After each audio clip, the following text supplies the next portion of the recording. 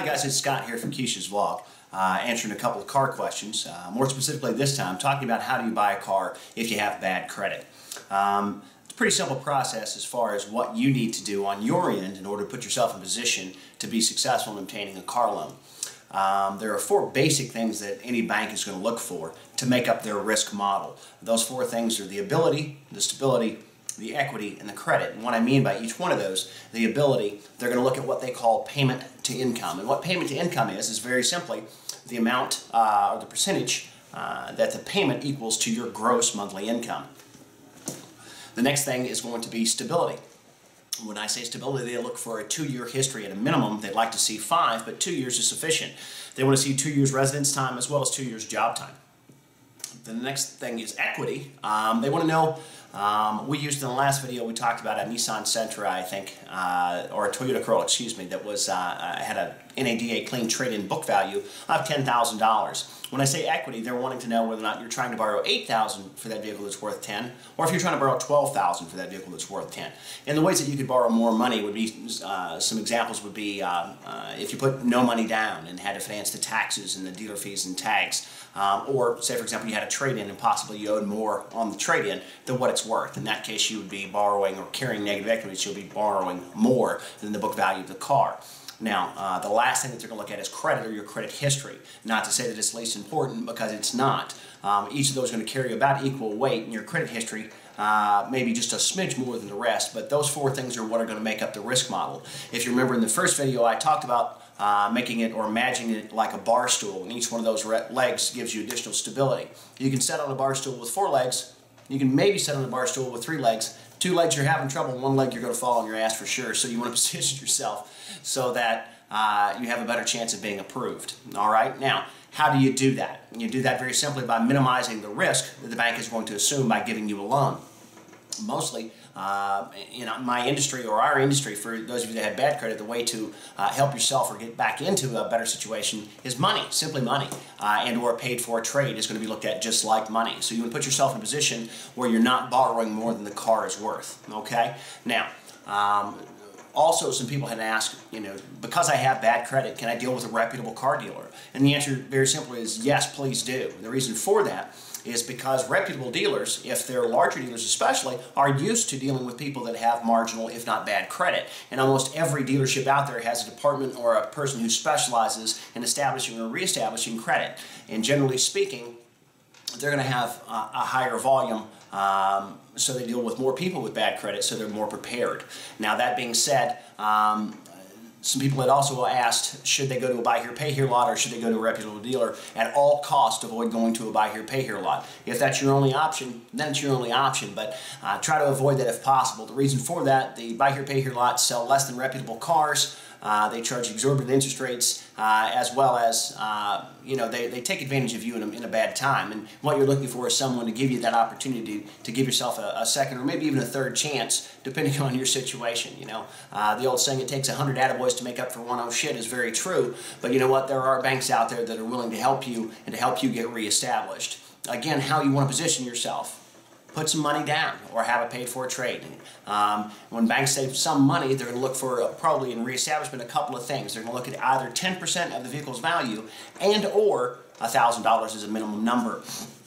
Now when you're looking to get yourself reestablished after bad credit, there's certain things that banks are going to look for as far as the automobile itself is concerned as well. Generally speaking, that is a vehicle that's 7 years or newer and less than 80,000 miles. The reason for that is because as the car gets older, obviously more things can go wrong, and the bank doesn't want to take the chance that the car breaks down or the engine blows up or something like that, and then you're not paying for, or then you wouldn't pay for a car that's broken down. And that's one of the big reasons, especially in the secondary world, where people get in trouble is they buy cars that aren't quite as nice, or they settle, and what's ended up happening is they have mechanical failure and they can't afford to fix the car, pay the insurance, and drive the car, so they simply let the car go back, and then they get in a worse situation than what they are now. So again, you're going to look at something 7 years or newer, less than 80,000 miles. Now, I mentioned payment to income a little bit earlier. Generally speaking, they want that number to be less than 20%. And the magic number is going to be around 12%, 12 to 14% actually, but 20% being the maximum. So if you make $2,000 a month, then you, as far as a gross income, which would be, for those of you that don't know, before taxes are taken out, at $2,000 a month, the maximum car payment that you could have, and it would probably be with a little bit of a history there, would be $400 a month. Ideally, that number would be $280 to $300. Okay. Now, the next thing on the list was how much can you borrow? And again, that's going to go back to the payment, and the payment is going to be, again, a percentage of your income. Now, the bank is only going to loan a certain percentage of clean NADA trade value on the car. Depending on your situation, your history, that number is going to vary anywhere from 70% of that number up to 130% of that number. In most cases, most people are going to fall in the guideline of between 100 and 115% of clean NADA trade. Now, obviously, if you're dealing with a dealership, they have to make some profit. So that number, which is a retail number, should be about a 10% profit margin for the dealer. I say profit margin, a 10% markup from where they traded for the vehicle. It may or may not be a profit margin depending on the reconditioning cost that they had to incur in order to get the vehicle ready for sale. That being said, the average dealer spends somewhere between $600 and $800 on each car as it processes through. Depending on the type of store, if it's an import store, they may spend a little more. Okay? And the next question that was on the list was, hey, what if I've had a previous repo? Well, all hope is not lost, I should say.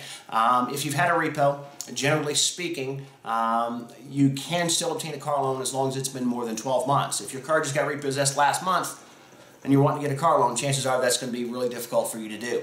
That would be a situation where the buy here, pay here may be your only option.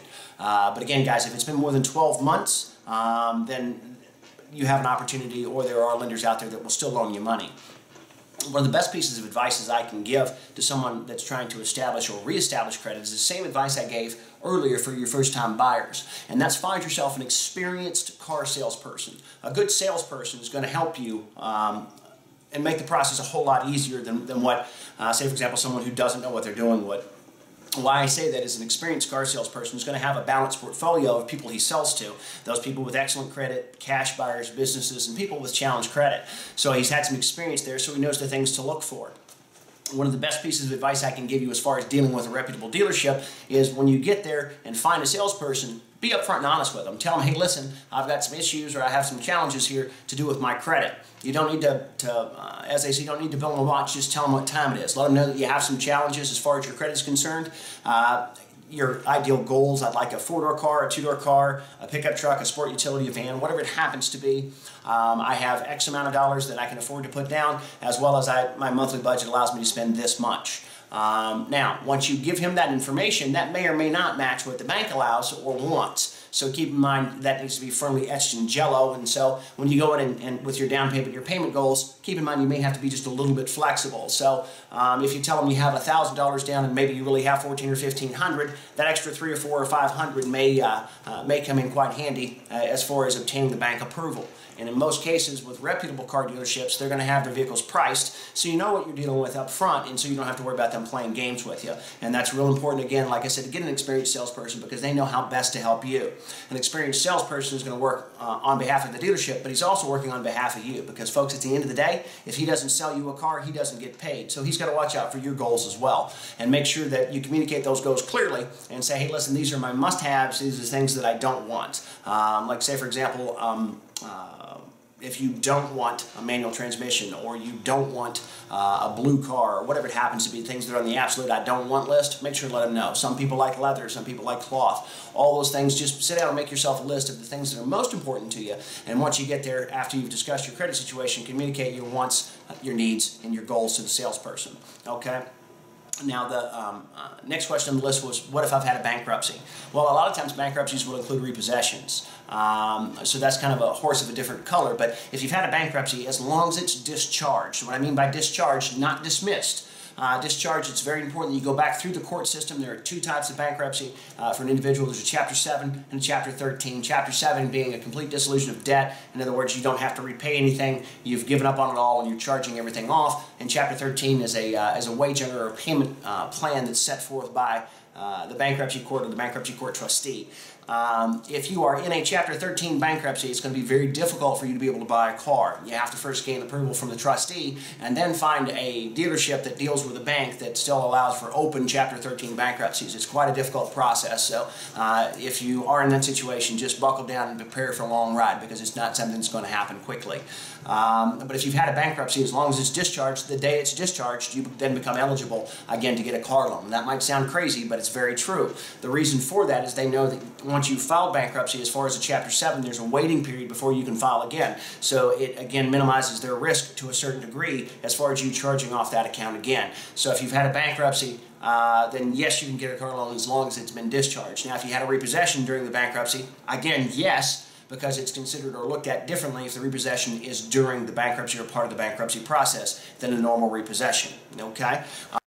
And last, I want to talk about down payment. Now, your down payment can come from a multitude of sources. As far as a car dealership is concerned, down payment is anything that's tangible. Say, for example, a paid-for trade, a title on a vehicle that even doesn't run is worth something. It's worth salvage value, whatever that number happens to be in your area. Let's say, for example, you might have a 99 pickup truck with 250,000 miles that you don't think is worth much. That still represents cash or a dollar figure, to the car dealership. So don't discount that. But generally speaking, good rule of thumb as far as trying to get yourself established, or I should say reestablished once you've had some bad credit or some credit issues, they like to see somewhere around that 20% mark is the magic number as far as what ideally the banks would like to see as far as your investment is concerned in the vehicle. If you can't do that, that's okay. All hope is not lost, but you need to come with something, and I would start probably at a minimum of $500, but look toward that $1,000, because as I said, most of the institutions are going to have a minimum number out there of probably $1,000 to 10%. But as I said, if you can do more, anytime you can do more, again, it's minimizing the risk, so therefore it's a better opportunity for you to gain an approval from the financial institution that you're trying to gain an approval from. Again, guys, my recommendation is just to be upfront and honest as far as with the dealership that you're dealing with.